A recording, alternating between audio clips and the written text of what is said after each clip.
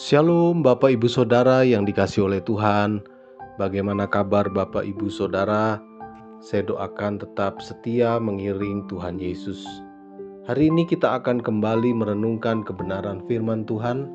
Untuk itu mari kita berdoa. Bapa di sorga, di dalam nama Tuhan Yesus Kristus, kami mengucap syukur untuk kasih yang Tuhan berikan dalam hidup kami. Hari ini Tuhan, kami perlu firman-Mu. Firman-Mu menjadi kekuatan dalam hidup kami. Dalam nama Tuhan Yesus Kristus, haleluya, amin. Firman Tuhan hari ini berjudul Belajar dari Daud, Hidup yang Diurapi. 1 Samuel 16 ayat 17 mengatakan, "Berkatalah Saul kepada hamba-hambanya itu, carilah bagiku seorang yang dapat main kecapi dengan baik, dan bawalah dia kepadaku." 1 Samuel 16 ayat 17. Bapak Ibu Saudara yang dikasihi oleh Tuhan, dari semula Tuhan telah disembah dengan musik dan puji-pujian. Musik adalah kekuatan yang penuh kuasa yang diciptakan Tuhan untuk menggugah hati seseorang secara khusus. Tertulis, "Bermazmurlah bagi Tuhan dengan kecapi dan lagu yang nyaring, dengan nafiri dan sangkakala yang nyaring. Bersorak-soraklah di hadapan Raja, yakni Tuhan." Mazmur 98 ayat 5-6. Jadi alat musik adalah bagian penting dalam pujian dan penyembahan. Begitu juga di zaman Daud, salah satu alat musik yang sangat terkenal pada waktu itu adalah kecapi. Dan Alkitab mencatat bahwa Daud sangat mahir memainkan alat musik ini. Salah seorang anak laki-laki Isai, orang Betlehem itu, yang pandai main kecapi. Ia seorang pahlawan yang gagah perkasa, seorang prajurit yang pandai bicara, elok perawakannya, dan Tuhan menyertai dia. Ayat 18. Pada waktu itu pasti ada orang lain juga yang bisa memainkan kecapi. Tapi mengapa hanya ketika Daud yang memainkan kecapi itu, maka roh jahat lari daripada Raja Saul?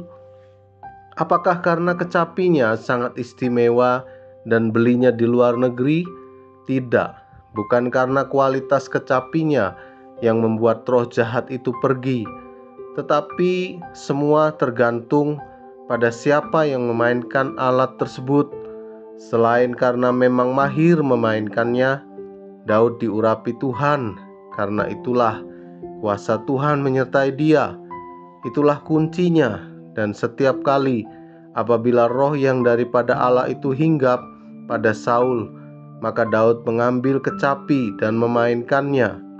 Saul merasa lega dan nyaman, dan roh yang jahat itu undur daripadanya. Ayat 23.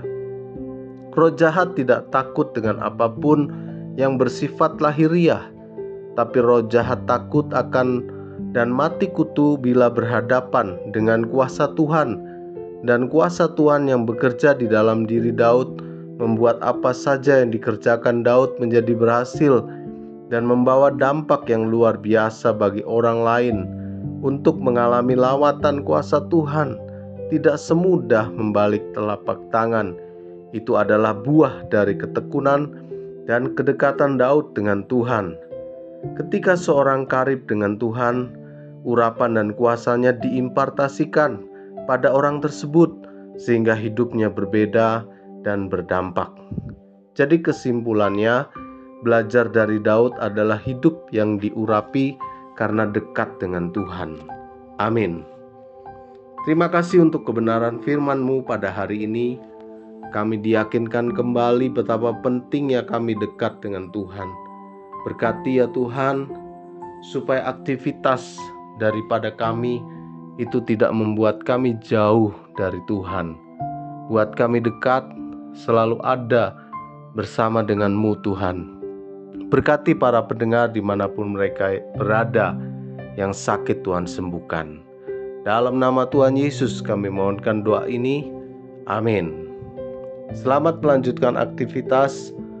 Tuhan Yesus memberkati. El Roy, Tuhan melihat.